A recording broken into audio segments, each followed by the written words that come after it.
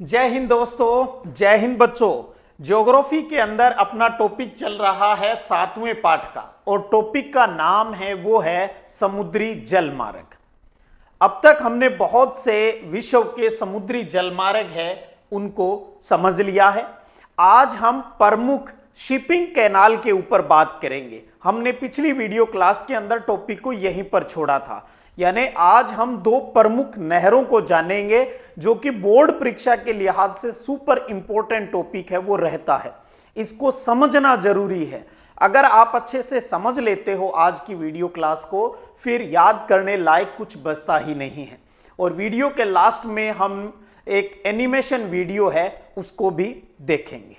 तो अब तक आपने जो कई समुद्री जलमार्ग जो पढ़े उसमें आपने देखा भी ये जो पश्चिमी यूरोप है, ये अगर एशिया, दक्षिणी एशिया और दक्षिणी पूर्वी एशिया के देशों के साथ व्यापार करना चाहता है जल मार्ग के माध्यम से, तो इनको कहां से आना पड़ता था? पूरे अफ्रीका महाद्वीप का चक्कर लगाकर यहां पर भारत है, चाहे श्रीलंका है, इंडोनेशिया है, सिंगापुर है, वो यहां तक पहुंचते थे। तो इन्होंने देखा भी यार ये तो बहुत लंबी दूरी तय करनी पड़ती है। कौन सा ये मार्ग है, याद आ रहा होगा? उत्तमासा अंतरीप जल मार्ग का इस्तेमाल करते थे। फिर इनके दिमाग की बत्ती जलती है और ये सोचते हैं भी यार हमारे यहां पास में ये है भूमध्य सागर, यहां पर है भूमध्य सागर। ये जो रेड कलर में आपको दिखाई दे रहा है ये है लाल सागर। तो क्यों न हम इस भूमध्य सागर और लाल सागर को आपस में जोड़ दें। अब जोड़ने में दिक्कत थी, यहां पर है ये मिस्र देश, मिस्र देश की यहां पर स्थलीय भूमि। तो इन्होंने सोचा हम यहां पर इस मिस्र देश के अंदर एक नहर बना लेते हैं, और इन्होंने नहर बनाई भी, और उस नहर का नाम है स्वेज नहर। तो स्वेज नहर का इन्होंने निर्माण कर लिया। स्वेज नहर किनको जोड़ती है? भूमध्य सागर को लाल सागर से जोड़ती है।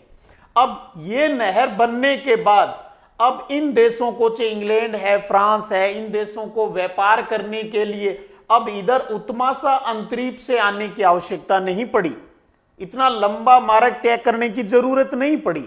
ये अब सीधा ही भूमध्य सागर और स्वेज नहर और लाल सागर से आकर सीधा ही दक्षिणी एशिया और दक्षिणी पूर्वी एशिया के देशों के साथ व्यापार है वो करने है वो शुरू कर देते हैं। तो आप देखिएगा इस स्वेज नहर के बनने से कितना बड़ा फायदा दक्षिणी एशिया, दक्षिणी पूर्वी एशिया और यूरोप के देशों को आपस में हुआ, दोनों ही क्षेत्रों को लाभ हुआ।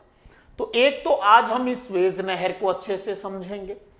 दूसरा क्या हुआ, यह है भाई उत्तरी अमेरिका महाद्वीप, ये दक्षिणी अमेरिका महाद्वीप, और इसमें यह है भाई यूएसए अमेरिका। इसका शहर न्यूयॉर्क और इधर है सैन फ्रांसिस्को। एक उदाहरण से हम जान लेते हैं। अगर न्यूयॉर्क से इसको सामान सैन फ्रांसिस्को तक जल मार्ग से भेजना है तो क्या करना पड़ता था?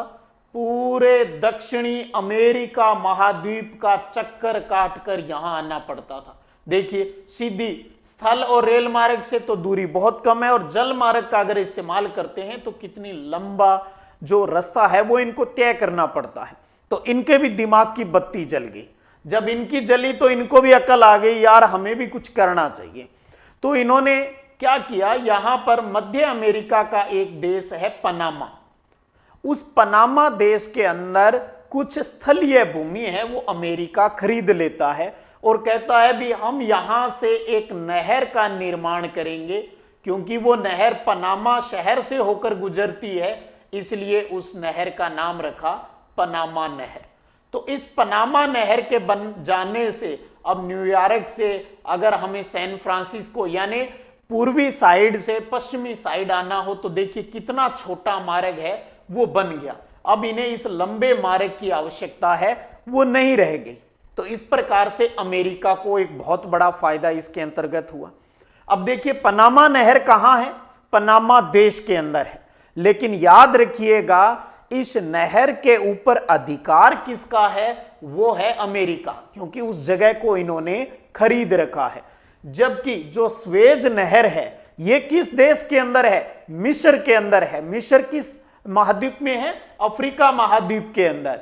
और इसके ऊपर वर्तमान में अधिकार है वो भी मिस्र देश का है। तो मोटी मोटी बात तो अब आपकी क्लियर हो गई होगी।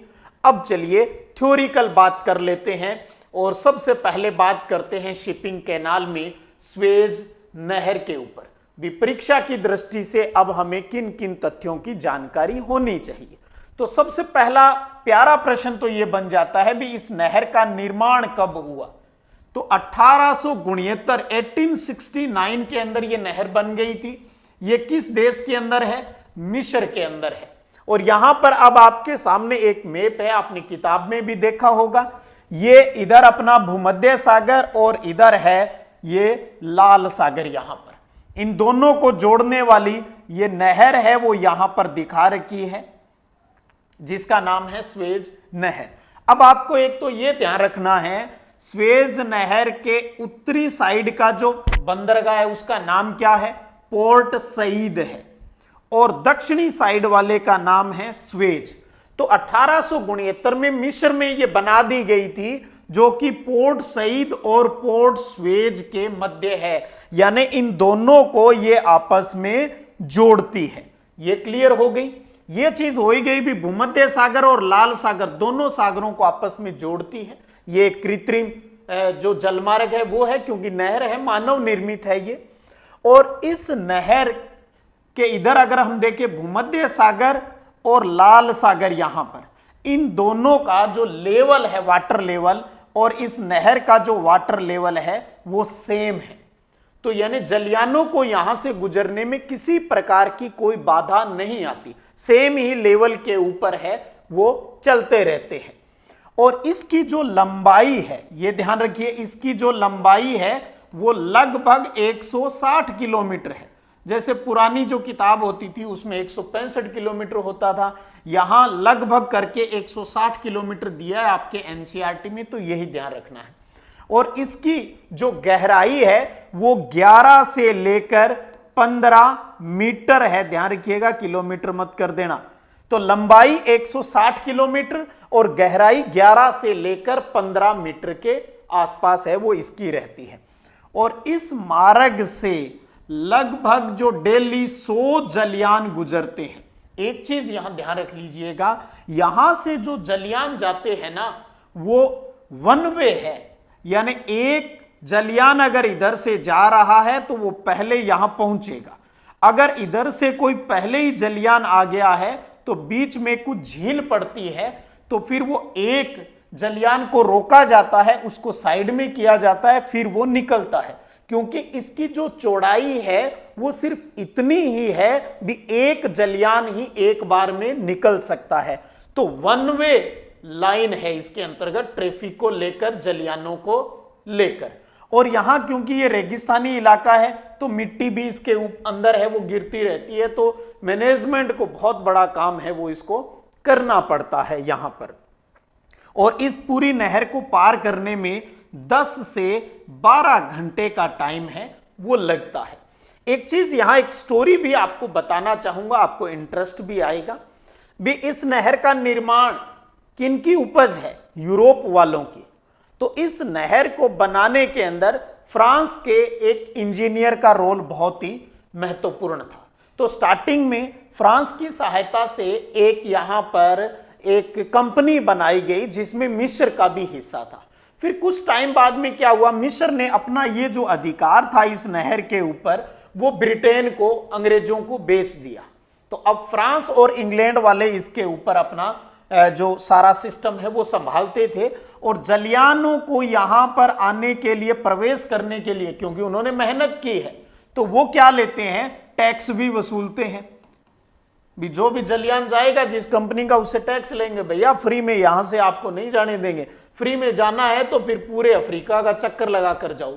तो कई बार क्या होते हैं, जब कोई माल है वो बहुत जल्दी नहीं होती पहुंचाने की और टाइम भी खूब होता है, तो वो फिर इधर से नहीं आते, वो उत्मासा अंतरीप होकर यानी पूरे अफ्रीका का चक्कर लगा कर ही जाते हैं। क्योंकि यहां पर टैक्स लगता है तो उनको लगता है चलो यार ये बचा ही ले, जैसे कई बार सड़क मार्ग पर देखा होगा ना, टोल टैक्स बचाने के लिए गांव वाले छोटे रास्तों का इस्तेमाल है वो लोग कर लेते हैं। और उसके बाद में जब ये बना था ना यहां, तो यहां पर उनको, उस कंपनी को कहा गया था 99 साल की लीज पर दिया गया था। अभी 99 साल है वो आपके पास ही रहेगा इसका अधिकार। लेकिन उससे पहले ही 1956 में मिस्र सरकार ने इस स्वेज नहर का राष्ट्रीयकरण कर लिया, यानी इस पर अपना अधिकार है वो जमा लिया। तो इससे फ्रांस और इंग्लैंड वाले नाराज हो गए, इजराइल और इन सब ने मिलकर इसके ऊपर हमला भी किया था। तब कुछ टाइम फिर ये बंद भी रही थी। और उसके बाद याद आ रहा होगा मार्च 2021 के अंदर एवरग्रीन कंपनी का एक जलियान है वो इसके अंदर फंस गया था और लगभग 6-7 दिन तक वो फंसा रहा, क्योंकि वनवे था, तेज हवाओं के कारण वो टेढ़ा हो गया था और निकल नहीं पाया। तो काफी नुकसान है वो यहां पर उठाना भी पड़ा था, क्योंकि ये क्या है, आपको मैंने बार बार कहा भी वनवे ट्रैफिक है वो इसके अंदर चलता है। तो क्लियर हो गई भी 1869 में बना। मिस्र देश के अंदर है, भूमध्य सागर और लाल सागर को ये जोड़ता है। लंबाई 160 किलोमीटर है और इसकी जो गहराई है वो 11 से 15 मीटर है। 100 जलयान है वो डेली यहां से गुजरते हैं और 10 से 12 घंटे का टाइम है वो लगता है। कोई स्क्रीनशॉट की जरूरत है तो आप ले सकते हैं। तो चलिए अब बात करते हैं इससे होने वाले लाभ के बारे में। हालांकि स्टार्टिंग में ही मैंने क्लियर कर दिया, क्योंकि समुद्री जलमार्ग हमारे समझे हुए हैं तो लाभ भी इजीली हमारे समझ में आए हुए हैं। इस नहर के किनारे की अगर हम बात करें तो इस नहर के किनारे हैं वो रेल मार्ग भी है। इस नहर के किनारे एक रेल मार्ग भी है और इस्माइलिया से लेकर एक जो रेल मार्ग है वो इधर कैरो तक भी आता है, कैरो तक भी आता है। और नील नदी से ताजा पानी की नहर है वो भी इस स्वेज नहर के अंदर, इस्माइलिया के अंदर मिलती है, जिससे दोनों साइड के अंदर ताजा जो पानी है वो भी इसको मिलता रहता है। इसके बाद में अगर हम बात करें, ये यूरोप को हिंद महासागर से एक नया प्रवेश मार्ग है वो प्रदान करती है। स्टार्टिंग में मानचित्र पर हमने अच्छे से जान लिया। अगर हम लिवरपूल की बात करें, लिवरपूल कहां है, इंग्लैंड में। लिवरपूल और कोलंबो श्रीलंका के बीच के जो दूरी है वो बहुत ही कम हो गई। इसी प्रकार भारत, मुंबई, इन सब के बीच की दूरी है वो भी कम हो गई। तो स्वेज नहर खुलने के ये बहुत बड़े लाभ हैं वो सबको देखने को मिलता है। विशेषकर पश्चिमी जो यूरोप है और जो एशिया के अंदर दक्षिणी और दक्षिणी पूर्वी एशिया है उनको बहुत ही लाभ इस नहर से हुआ है। ये हो गई जी अपनी स्वेज नहर। अब चलते हैं अमेरिका की तरफ, रुख करते हैं और बात करेंगे पनामा नहर की। बहुत ही जबरदस्त, उम्मीद ही नहीं थी भी इंजीनियर इस कारनामे को कर देंगे, क्योंकि जिस क्षेत्र में यह नहर बनाई जा रही थी वहां पर स्वेज की तरह आसान नहीं था, क्योंकि वहां की भूमि समतल नहीं थी। पनामा नहर का जो मार्ग है ये उबड़ खाबड़ था, पहाड़ियों से था, कभी ऊंचा और कभी नीचा। बहुत मुश्किल काम है, लेकिन इंजीनियरों ने इस अनोखे काम को जो कंप्लीट है वो कर दिया। तो देखिए पनामा नहर किनको जोड़ती है। पनामा नहर अटलांटिक महासागर को प्रशांत महासागर से जोड़ती है। अटलांटिक महासागर को प्रशांत महासागर से जोड़ने वाली है। और इसका निर्माण कहां हुआ है, पनामा देश के अंदर हुआ है। और यहां बात करें तो ऊपर का जो शहर है उसका नाम है कोलोन और नीचे वाला है पनामा नगर। तो कोलोन को किससे जोड़ती है, ये पनामा से जोड़ती है। और उसके साथ ही अटलांटिक महासागर का संबंध है वो प्रशांत महासागर से हो जाता है। और आपको बताया ये पनामा में है, लेकिन इसके ऊपर अधिकार किसका है, संयुक्त राज्य अमेरिका का है। क्योंकि इस पनामा नहर का वो एरिया और उसके आसपास का 8 किलोमीटर का जो एरिया था वो अमेरिका ने इससे खरीद लिया था और उसको पनामा नहर मंडल का नाम है वो दिया था। हमने स्वेज नहर के बारे में पढ़ा भी, वो लगभग 160 किलोमीटर लंबी है और इस पनामा नहर की जो लंबाई है वो है 72 किलोमीटर है। और इसके अंदर भी 12 किलोमीटर का एरिया तो ऐसा है उसके अंदर जहां बहुत ज्यादा गहराई है और नहर का सबसे बड़ा जो समुद्री तल से अगर ऊंचाई की बात करें तो वो एरिया 26 मीटर ऊंचा है। और इस नहर की स्वेज नहर से एक कंपैरिजन जो सबसे मूल बात है, भी हमने स्वेज नहर में देखा भी समतल भूमि पे था और जो उनका समुद्री लेवल है वो सेम था, कोई दिक्कत नहीं। लेकिन यहां हम क्या देख पा रहे हैं, कहीं बहुत ज्यादा गहराई है और कहीं बहुत ज्यादा ऊंचाई है। तो इसलिए जलयानों को ऊपर और नीचे उठाने के लिए इसके अंदर कुल 6 जल बंधक तंत्र यानी लॉक सिस्टम बनाया हुआ है। इसका एनिमेशन वीडियो भी आपको जरूर देखने को मिलेगा। अभी पहले थ्योरी समझ लीजिए आप। जबकि आप देखिएगा लॉक सिस्टम है वो स्वेज नहर में नहीं है। एक तरीके से हम स्वेज और पनामा के अंदर डिफरेंस है वो भी करते जा रहे हैं। तो 72 किलोमीटर ये लंबी है, अटलांटिक महासागर और प्रशांत महासागर को जोड़ती है। पनामा देश के अंदर है जो कि कोलोन को पनामा से जोड़ती है। ये अगर स्थलीय नगरों की अगर हम बात करें तो इसके ऊपर अधिकार किस देश का है, अमेरिका का इसके ऊपर अधिकार है। चलिए अब हम थोड़ा सा इन जल बंधक तंत्र की थ्योरी जान लेते हैं, फिर एनिमेशन देख लीजिएगा। एक तो ये गौर कर लें, स्वेज नहर में हमने क्या जाना था भी स्वेज नहर में 1 वे ट्रैफिक चलता है, जबकि यहां पर 2 वे है। यानी जलयान आ भी सकते हैं एक साथ और जलयान दूसरे मार्ग से जा भी सकते हैं। तो यहां देखिएगा ये एक बहुत बड़ा जलमार्ग है वो यहां पर दिखाया गया है, आप देख पा रहे हो। और ये ऊंचा है, यहां से इसके पीछे एक जलयान है वो और आ रहा है। और आप देखेंगे यहां पर ये एक गेट लगा हुआ है, यहां पर भी देख पा रहे हो। तो इसका मतलब इन दो, एक गेट इधर भी है, तो इन 2 गेट के बीच में अब ये जलयान आ गया। अब ये जलयान क्यों आ गया, क्योंकि यहां पीछे का जो वाटर लेवल है वो कम है, नीचे था जलयान, आगे की जो जगह आ रही है वो ऊंची है। तो हमें क्या करना पड़ेगा, इस जलयान को अंदर लेकर आए और दोनों तरफ गेट बंद कर लिए और बीच में अब इसके अंदर पानी भरा जाएगा। और पानी भरने से जलयान है वो ऊपर उठेंगे, ऊपर उठने के बाद उसको आगे लिया जाएगा, फिर गेट खोल दिया जाएगा, वो वाटर लेवल नीचे आ जाएगा और फिर ऐसे करते हुए आगे बढ़ा जाता है। इस प्रकार के 6 लॉक सिस्टम हैं। यहां इसी को एक बार और देखिएगा, जैसे ये जलयान आया, यहां का वाटर लेवल कम था तो इसको इसके अंदर लिया, इसका वाटर लेवल इसके बराबर था पहले, तो अंदर लेते ये गेट बंद कर दिया, ये गेट पहले ही बंद है। तो यहां पर इसके अंदर पानी डाला जाता है, पास की जो झीलें हैं वहां से पानी इसके अंदर डाला जाता है, वाटर लेवल बढ़ता है और उसके बाद में जैसे ही आगे वाले के लेवल के बराबर आ जाता है तो जलयान आगे चला जाता है और ऐसे ही फिर दोबारा पानी भरा जाता है, फिर उसका लेवल बढ़ाया जाता है और फिर और ऊंचा किया जाता है। तो उस ऊंचाई से पार पाने के लिए पहले 3, 1, 2 और 3 लॉक सिस्टम ये हो गए। अब फिर आगे यहां पर पहुंच गया जलयान, फिर जब तक वाटर लेवल वो है वहां चलता रहेगा, फिर उसको क्या लाना पड़ेगा, वापिस नीचा लाना पड़ेगा। सीधा ही तो आएगा नहीं, हजारों टन माल इसके अंदर भरा हुआ है, सीधा तो उतरेगा नहीं। तो जैसे 3 वाटर ये लॉक बनाकर हमने इसको ऊपर के लेवल तक पहुंचाया था, वैसे ही 3 लॉक सिस्टम बनाकर इसको वापिस नीचे वाले लेवल के पास ले जाया जाता है इस प्रकार से। तो ये जो सिस्टम है इसको कहा जाता है जल बंधक तंत्र, इंग्लिश में इजी रहता है, लॉक सिस्टम है। तो कितने हैं, 6, 3 उसको ऊपर चढ़ाने के लिए और 3 उसको नीचे उतारने के लिए। तो क्लियर हो गई ये चीज, जल बंधक की बात समझ में आनी बहुत जरूरी है ताकि फिर तो कहानी क्लियर हो जाती है। चलिए अब वापस थ्योरी को आगे बढ़ाते हैं।